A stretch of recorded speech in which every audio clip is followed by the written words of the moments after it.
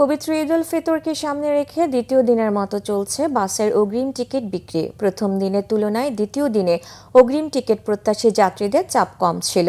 রাজধানীর মহাখালী বাস টার্মিনালে সকাল ৯টা থেকে অগ্রিম টিকিট প্রত্যাশী যাত্রীদের দীর্ঘ লাইন না থাকায় ভোগান্তি ছাড়াই অগ্রিম টিকিট নিয়েছেন যাত্রীরা।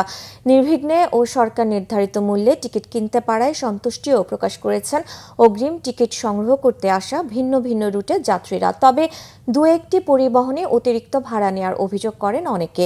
এদিকে বাসের পাশাপাশি দ্বিতীয় দিনে ২৫ মার্চে ট্রেনেরও অগ্রিম টিকিট বিক্রি হয়েছে। ট্রেনের টিকিটের শতভাগই বিক্রি হচ্ছে অনলাইনে।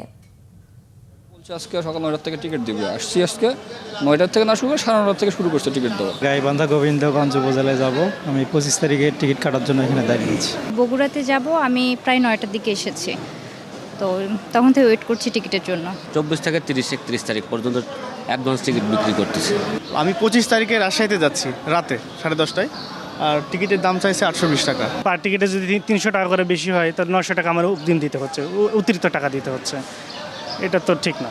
ওই সময় তো ওই দিক থেকে কেউ আসবে না, খালি গাড়ি টাইনা নিয়ে এসে আবার যাত্রী পাঠাইতে হবে। এর জন্য এটা সারা বাংলাদেশে এইভাবে সিস্টেম করে বিক্রি করবে।